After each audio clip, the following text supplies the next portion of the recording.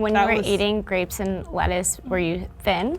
I was the thinnest I could be. Were you still big though? I was still big. All right, I'm going to say something that's really going to upset some people, but categorically, if you are not losing weight, you are not in a deficit. A lot of people either lie about their consumption, or a lot of people actually don't track accurately because maybe they don't know how to track accurately.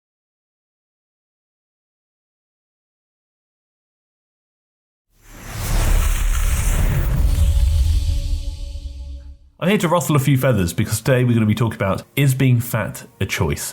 A video posted by Jubilee a few months ago, and a video I've seen quite a few people react to, so I'm going to skim over some of the most important bits in my opinion. I'm going to give my opinion. Also, randomly, no one cares, but I'm going to tell you anyway, if you happen to care, I've actually just restarted streaming on Twitch, so if you fancy watching me play some games, be that shooter games, scary games, or just chat a bit of waffle about things in life, then click the link down below in the description and have a gander at my Twitch. Being fat or skinny is a choice. Well, what a strong start today. I'm going to say yes and no. For me, somebody who is a relatively, but not entirely, healthy person with no history of eating disorder and a fairly tolerable relationship with my food, I would say for me it would be a choice. I can make that choice. And for many other people, they would say the same thing.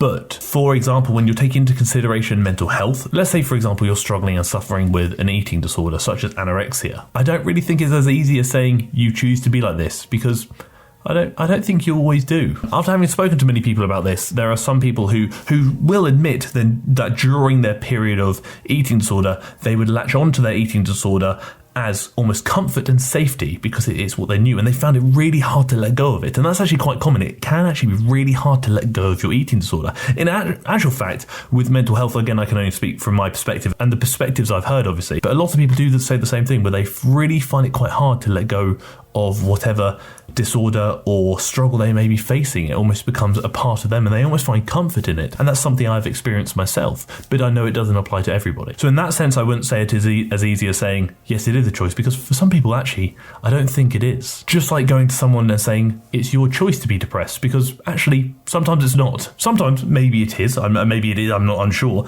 but actually for a lot of times, maybe it's not your choice to be depressed. A lot of people don't choose to be larger or smaller. It is actually a product of what they might be suffering with, and due to mental health complications, it isn't always as easy as saying yes or no, it's a choice. So I think it can be a choice for some, but also cannot be a choice for some as well. And I was only eating like grapes and lettuce, and that was mainly because I was in a sport, and that sport just worked me out so hard. And it was to the point where I just was scared to eat. I didn't like it. I would only drink water. When you were eating grapes and lettuce, were you thin? I was the thinnest I could be. Were you still big though? I was still big. All right, I'm going to say something that's really going to upset some people, but categorically, if you are not losing weight, you are not in a deficit. And sadly, this is actually a reality and something I have experienced firsthand as a coach, and having been a coach for 11 years now nearly. A lot of people either lie about their consumption, or a lot of people actually don't track accurately because maybe they don't know how to track accurately if tracking is something they pursue. I've spoken to people who said, I started tracking the amount of sugar and milk in my tea and turns out I was eating an extra 400 calories a day without even realizing. I was like, yeah, things do add up. So again, like I said, people aren't always tracking accurately, and sometimes people actually do lie. But fundamentally, if you want to lose weight, you need to be in a calorie deficit. If you want to gain weight, you need to be in a calorie surplus. To maintain weight, eat at maintenance. So if this individual is saying, I only ate grapes and lettuce and whatnot, and I was still relatively large, that would indicate they were not eating a deficit.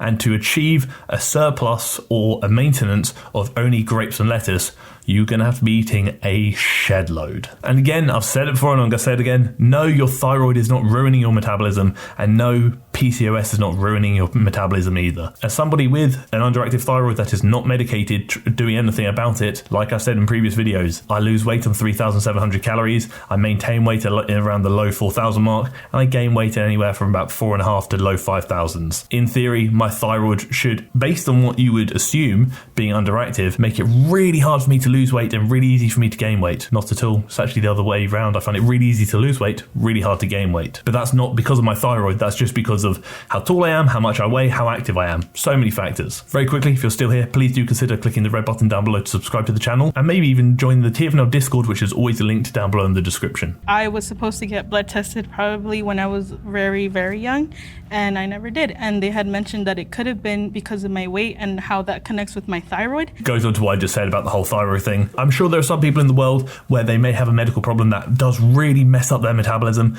but most of them, for most people, it doesn't impact your metabolism as much as you think. And for the vast majority, it still does come down to calories in versus calories out. The biggest thing that might be impacted is probably going to be your hunger. You may feel hunger more than the average person. Therefore, by default, you might find it harder to lose weight because you feel hungrier. Am I going to be so hateful of my own body that I am going to backlash and put myself through extreme gym nights, through keeping myself from eating things that I should be able to eat? You should be able to have a balance. Some valid points there. I think realistically, balance is pretty key. You should really allow yourself that freedom and enjoyment of what you're eating. If you over restrict yourself and prevent yourself from enjoying anything, it's going to be really hard to stick to that. With diets or approaches to eating, whatever you want to call them, it needs to be more of a lifestyle change. And for a lifestyle change to really work, it needs to be sustainable. And for something to be sustainable, you can't need to be able to enjoy it as well. And that will involve freedom with food. So if you ever feel guilty about eating certain foods because you feel like you shouldn't, because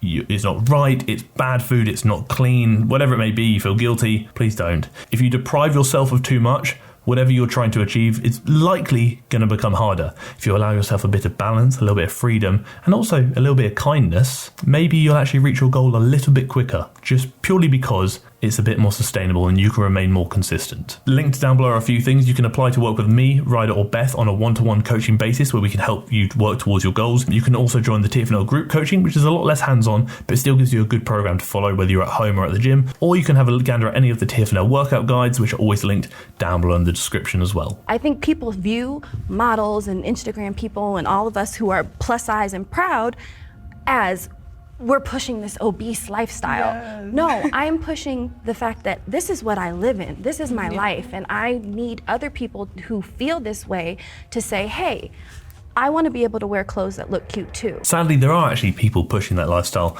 There are people pushing multiple lifestyles, good and bad. That whole pushing doesn't necessarily represent the actions of the group, just individuals within the group, which applies to all groups. There are some smaller people that are pushing being smaller is the best thing ever. There are some larger people that are pushing you must be large to be happy. The actions of a few shouldn't necessarily represent the opinion of the group or the message of the group. But sadly, a lot of people get confused and they do link the two, when in reality, it's a few, not necessarily the group. Fat shaming is worse than skinny shaming. Rustling more feathers here. I think shaming of any sorts can contribute some pretty severe negative mental health complications. Again, whether you're larger, whether you're smaller, getting shamed or made to feel bad about who you are and the body you have, in a lot of cases is going to do some damage. And one of the individuals in here, fair enough, credit to him, he says it helped him, and he says it was not shamed from a negative perspective, but he was shamed because people were saying, think about your children, your longevity of life. Fair enough, like he said that helped him. If that helps him, that's fair enough. But I think shaming as a whole can be pretty toxic and pretty damaging. Shockingly, I actually get shamed and stereotyped for my body occasionally. People automatically assume I go to the gym, therefore I'm a gym bro, therefore my personality is only the gym, and I lack even an ounce of intellect or something along those lines. Or I actually get messages from people occasionally, literally saying, I'm glad you don't show what you look like on camera, because if I knew you were muscular, I wouldn't subscribe to you. Those are messages I've had actually quite frequently. And again, I choose not to show my body frequently on camera for my own personal reasons. I've kind of stated that before. I kind of want you to base your opinion on me based on who I am, my message, my education, and sometimes even my entertainment, not so much my appearance. Besides the point, it was always a bit interesting to receive those messages because I'm a bit like, I'm not sure how I should take this. Well, firstly, wow, thank you, you've called me muscular. That's better than what I tell myself every time I see me in the mirror. But also secondly, why would you not subscribe to me based on what I look like? Interesting to ponder that thought. I don't think we should shame anyone to do anything. No. I think everyone deserves to like themselves enough to like enjoy life. And if you do that as a fat person, okay. If you do it as a skinny person, also chill. It's not my business. Actually, I respect that. At the end of the day, it's your body, your choice. A lot of people get so caught up on having opinions of other people's bodies and how they look, when in reality, why does it matter? Who cares? Spend more time worrying about how you look if that's important to you. Spend more time worrying about your health and your body. In the grand scheme of things, people who get inherently really angry because you do X, Y, Z or you look a certain way, there are bigger things in life to worry about. I don't know about you, but I've got far bigger stresses going on in the world than worry about how heavy you might be or how skinny you might be. I've actually had comments before saying, I don't know why you bodybuild, you should train to be functional. Firstly, why should I train to be anything? Because quite frankly, your goals are going to be different to mine. And secondly, define functional. Is not being able to lift more weight and become stronger as a human pretty functional? Again, I may not be able to jump over mountains, but I can pick up a few things if I need to. If you drop your phone on the floor, I can pick it up harder than most people, honestly. Maybe not faster than most people. If there's a heavy phone, I'll probably be alright picking it up, to be honest. At the end of the day, do whatever makes you happy, but do so in knowing the pros and the cons. I know the pros of me training. It makes me feel better about myself, makes me stronger, etc., etc. I also know the cons, that I may be sacrificing my health for performance. I'm aware of that. I'm fine with that. So again, it's about knowing this is the positives, this could be the negatives. Will you weigh that up and you make a decision based on you? I tried keto for a while. And that's the thing about what I realized is like that fad diet kind of stuff. And yeah, did I lose weight? I absolutely lost weight, sure.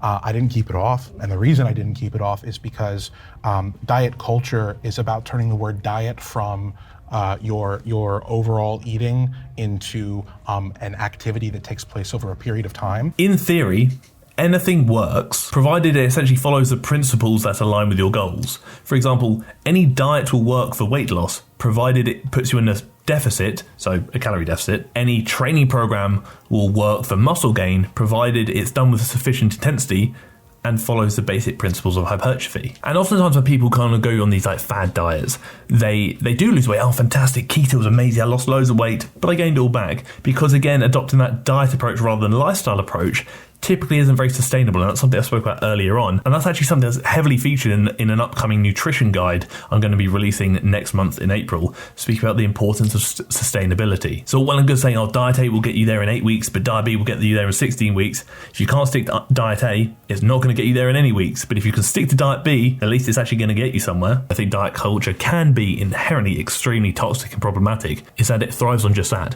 It thrives on you rebounding, so you do it again. But it also thrives on people not understanding the fact that the best diet is the one that you only have to do once. People say, Weight Watchers was amazing, keto was amazing, I did it 5 times. Again, it feels so good, you'd only do it once. A lot of these fads that are essentially selling a certain diet or like a weight loss program latch onto the fact that you will fail and you will rebound multiple times. You're a repeat customer. And also they'll latch onto the fact that they'll blame you. It's your fault you failed. It's your fault you did this. Or maybe the fault is not necessarily of the individual, but the fact that what you're asking of them is too unrealistic and it's quite frankly not sustainable. Are you talking you're about like restrictive watching your behaviors. macros and your micros and you're calculating Like, I that guess and you're staying if you're asking if I know how many calories I have to eat, yeah, like I have to eat like 4,000 a day. Again, a prime example of people not either accurately tracking because they don't know how to, or lying about it. People will argue, but he's 6'5", he needs 4,000 calories a day to maintain weight. I'm going to ponder a few things to you. BMR is actually really heavily dictated, not entirely, but heavily dictated by height. So if anyone pipes up, he's 6'5", that's why he's got to eat 4,000 calories a day to maintain weight. Okay, I'll give you an example of this. A real world example, I'll give you 2. An old school friend of mine, 7'1". I'm not joking, 7'1". My lord, bloody tall. I mean, bloody tall. Weighed more than this man, probably had a bit more body fat than this man. Similar amount of muscle mass, maybe a little bit more. And like I said, quite a lot taller being 7'1". He did a little article that was featured on a UK magazine years and years ago because he's quite a good basketball player. The headline was something along the lines of blah blah blah needs to eat nearly 3,500 calories a day to maintain weight. 7'1"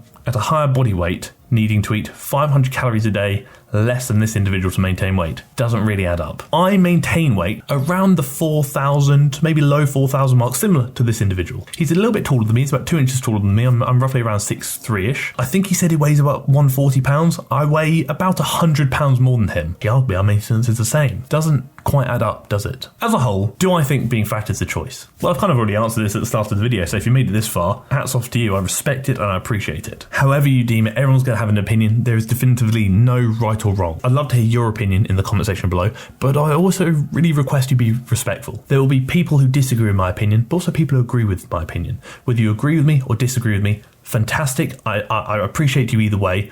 And I'd love to hear it, but please just be respectful. It's a YouTube comment section. If you're spending your life arguing in the YouTube comment section to people you will never meet and never even know of their real life existence, I think you've got better things to do. Realistically, you're probably not going to change anybody's mind if you're going to come at them with resistance, but if you actually have an educated and fair conversation, people are more likely to listen to you if you actually present your points in a calm and respectful manner. If you're trying to prove a point by arguing something or whatever it may be, doing so in a respectful manner that encourages people to listen to you is likely going to lead to a better outcome that you were hoping to achieve in the first place, being somebody to consider where you're coming from. I encourage conversation, I encourage communication, don't encourage bullying, don't encourage hate speech, and quite frankly, don't encourage people being silly sausages. Let's come together, work together, even if we don't necessarily agree together, let's learn together. Thank you for tolerating me. Thank you for tolerating my opinion about lots of numbers, calories, and health and things and other bits and bobs. And thank you for tolerating the video.